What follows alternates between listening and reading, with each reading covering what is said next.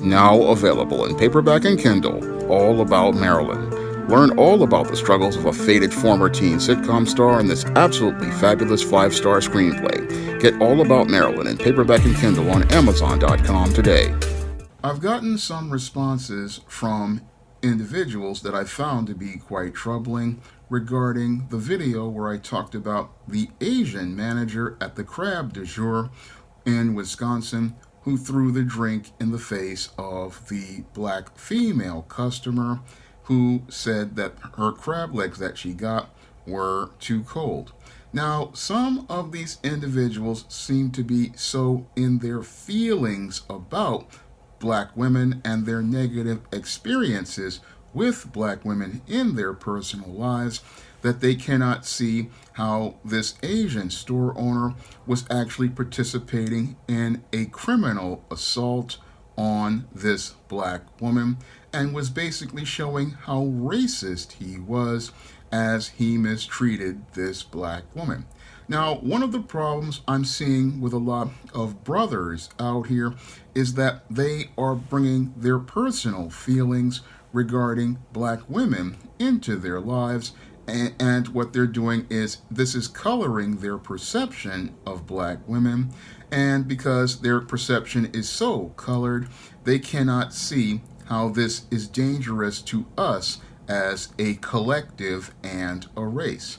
And because they are just so caught up in their anger and emotions about black women, they go out here and get so caught up in their feelings, they don't understand that when someone like this Asian man goes out here and wants to assault a black woman, basically what he wants to do is get a pass from black men to be able to put his hands on black women, and then eventually what that racist wants to do is then take that same pass and then start using that pass to start attacking us black men. So a lot of brothers out here don't really see how these racists like this Asian store owner, what they want to do is get a justification for hurting that black woman and then use that justification later on to go out here and have the right to do harm to a black man. So a lot of these guys, they're upset. Oh, this black woman was acting out in this restaurant. This black woman was, again, using racial slurs, or as this guy alleges, and she's having an attitude and a big mouth, but that does not give you a right as a business owner to go out here and assault a customer by throwing a drink in their face. Because first, it starts with throwing a drink in a black woman's face, then it escalates to fists in a black woman's face, then it eventually ends up with a firearm pointed at a black man, and the whole perception that this racist will use is saying, oh, I felt in fear for my life when there was no clear and present danger. A lot of black men, again, are so caught up in their feelings that they don't see where we need to hold the line. And because they're in their feelings about a black woman, they're not understanding that we have to set a boundary early on, because if you allow somebody to disrespect black women, then they start disrespecting black men. So many black males, they're out here caught up in their anger, caught up in their feelings about how either their mother mistreated them, how their girlfriend mistreated them, how their baby mama mistreated them.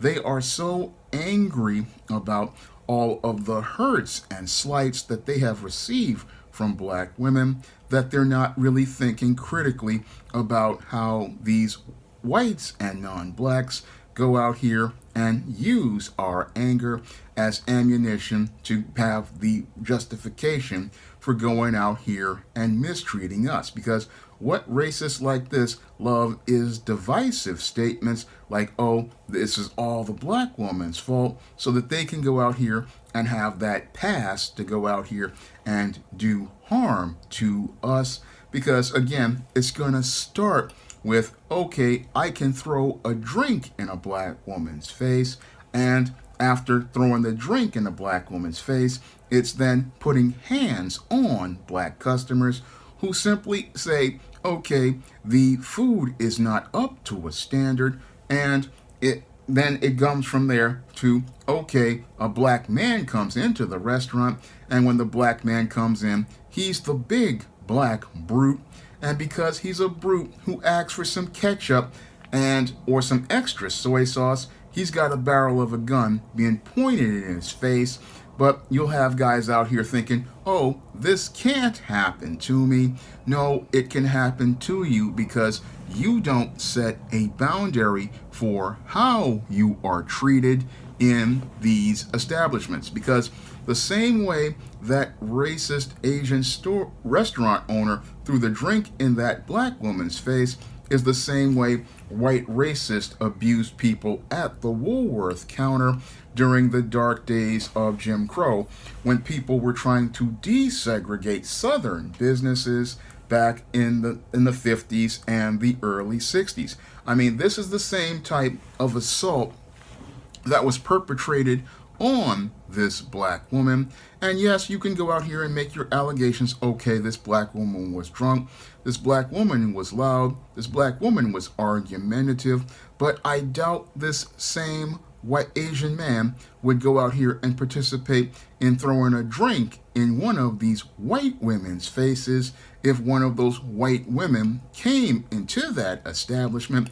I guarantee you, if a white woman came into that establishment and got those crab legs and said that they were cold, he would be hurrying up to fire up that order, saying, yes, ma'am, whatever you say, ma'am, I will go out here and make that, ma'am. And if she didn't like that whole meal, what he would do is quickly comp that meal, because he would want to get brownie points with that white woman. But in the case of the black woman, what this racist wants to say is, oh, these black people are always coming in here looking for free food, because I believe the only reason why he was upset about the so-called complaint about so-called free food is because there were black women coming to his establishment and going out here and saying that the food wasn't right. So he wants to say, oh, they're looking for free food. But if there was a white woman or a white man coming into that establishment, this dude wouldn't have a problem with it, because it would be perfectly fine to comp their meals. But when it comes down to the black woman, he's thinking she's trying to get over. And again, these are narratives that racists go out here and promote all over the world. And they want to make this perception that, oh, black people are out here looking to steal.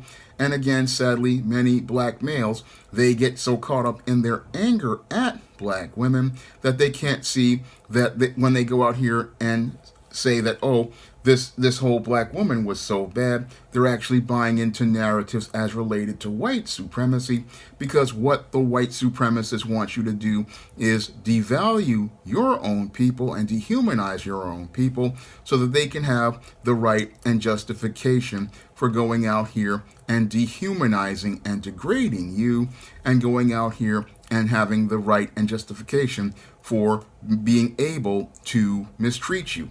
And again, I had to stand up for this sister, because the whole thing is that this is about how we are treated as a people, and this is about us setting a standard for ourselves and setting a boundary for these businesses that come into our community as related to how they provide us service.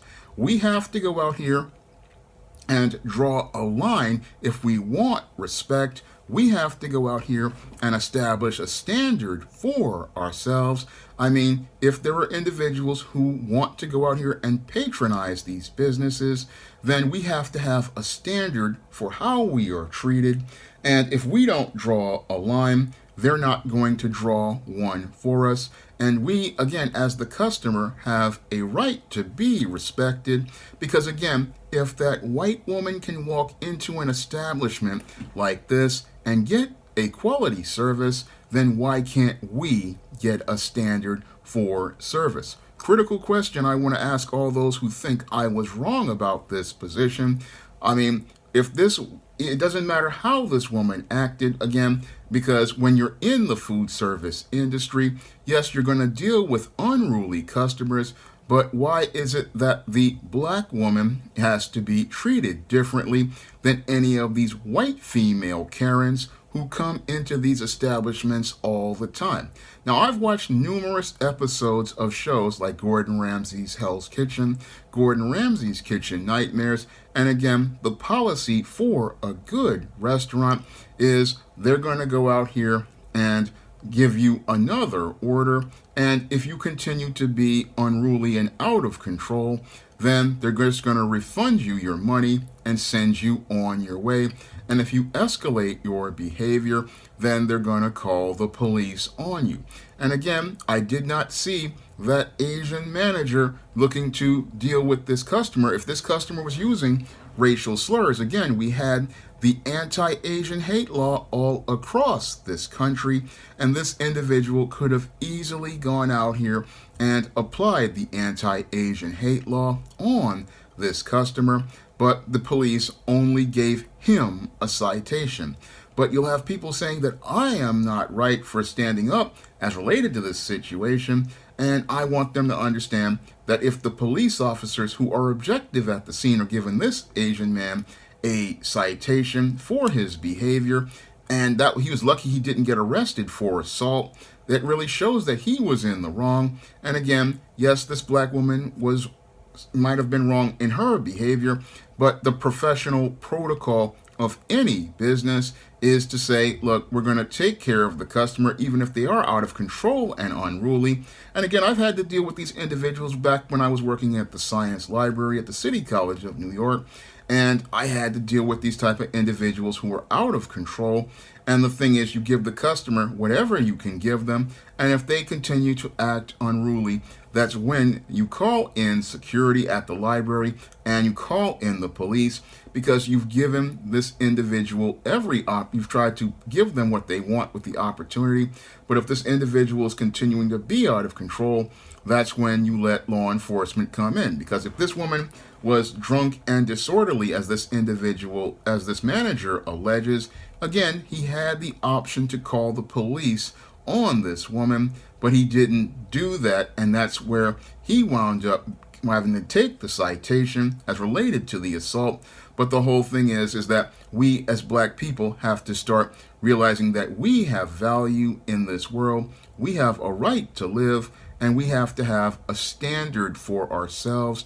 And part of our standard is, again, if you're going to these establishments, you need to go out here and demand respect, because it's there. If they want to serve in your business, in your community, then they have to serve you to the same standard they would serve one of these white people.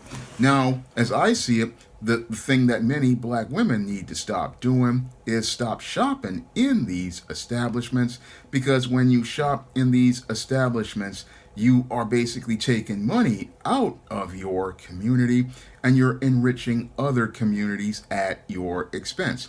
Now, many of these black females, they want to go to these Korean stores because they're spellbound and they believe that the Asian store owner has better products. But no, the same products are made in the same factories across the globe, and there are black store owners who would appreciate your dollars, and it would be better for you to go out here and shop with brothers and sisters like myself who are providing products in your community.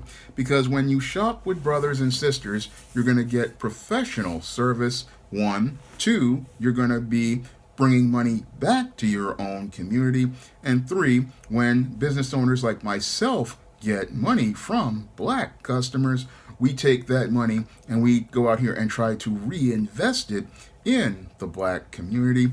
And sometimes, if we can afford it, we make a priority to go out here and hire other black people. So the money stays in your community and it takes care of your people instead of it going out here and financing a group of racists who say they'd rather be around white people, because a lot of these Asian and foreign store owners, they get spellbound and they worship white folks, but they ain't opening businesses in those white communities because those white communities ain't gonna go out here and support them, because the people in those communities understand the concept of group economics, and the people in those communities, they are not about to take money out of their community and give it to somebody else. So that's why those Arab grocery stores and those Asian businesses come to our community, because we've got so many black folks who are codependent. We've got so many black folks who participate in believing somebody else's ice is colder, and we are the ones who only go out here and frequent other people's businesses, making them rich at our expense. And we sit there and do this, and sadly we've got other black people who are so mad at black women that they're not thinking critically about the bigger picture as related to these foreign store owners and the way they mistreat us, because they don't respect us, but they want our dollars. And we need to start sending a message that if you want our dollars, it only makes sense to treat us with respect, because if you don't want to respect us, then we're not going to give you our money. And that's the message we need to send. Because I remember living in Mauritania, which is predominantly Hispanic, and in Mauritania, I watched a lot of these Arabs try to open up grocery stores where the bodegas used to be. And every time I saw one of these Arab stores open up, that store closed in a couple of months to a year. And that was the main reason, was because these Hispanics were like, look, I'm shopping with Jorge and Jose, who run it in the local bodega that my father and my grandfather used to go to. And they were not going to go out here and shop with these Arab store owners and let them build an economic base in their community. And in less than a year, I saw 4 Arab stores basically go out of business, because the Hispanic community came together in solidarity and said, we're going to spend our dollars with our people. And I often sat there, looked at that, and I said, I wish black people would start thinking like that, because if black people thought like that, our economy would be the second strongest economy in the known world. Unfortunately, we've got a whole group of sadly dysfunctional black sisters out here who are thinking again that foreign ice is colder, and they go to these businesses and they believe that being disrespected in one of these businesses is the way that things are supposed to go. And we have to break out of that mindset, because you cannot allow, if you allow people to disrespect you, then you allow them to push the boundary. And when they push the boundary, then they feel like they have the justification to put hands on you. And then you're staring down the barrel of a gun. And this guy, he's going to go to court and do like what they did in the case of Natasha Harlins back in the 90s. They're going to feel like, okay, I can go out here and do this because black folks didn't hold the line, they didn't hold their dollars, and they did not demand better in their communities. Because the main reason why people can get away with this kind of behavior is because there are a lot of guys who are angry at black women, instead of saying, hey, let me put my feelings aside and let's deal with these people who are coming into our community, and let's deal with them by creating a code by saying, hey, we're going to hold our dollars. Because when I was living in Mauritania, again, these Hispanics, they had a code, and because they had a code, nobody else was coming in their community to spend money. And the same thing happens here with black people. We've got to start having our code, and we've got to get on code. And part of getting on code is looking at situations like this and dealing with individuals like this who want to abuse us by setting a hard line like those Black Panthers did. And then after we set our hard line, we've got to follow through by keeping our money in our pockets. And when we keep our money in our pockets, we send a message that unless you want to respect the Black community, you're not going to get a single Black dollar out of the Black community. Now, if you want to see me make more videos like this, you can donate to my Patreon, my PayPal, or my Cash App by clicking the links in the description box. And if you want to pick up some of my positive Black fiction on the SJS Direct imprint, like the ISIS series, the E-Steam series, the John Haynes series, and the books of the Spinsterella trilogy, you can find all those books on Amazon.com in paperback and Kindle format. You can also find them on Smashwords, the iBook Store, and Google Play. That's all I have to say for this video. You can comment, rate, and subscribe. Now available in paperback and e-readers, All About Nikki, a fabulous first season.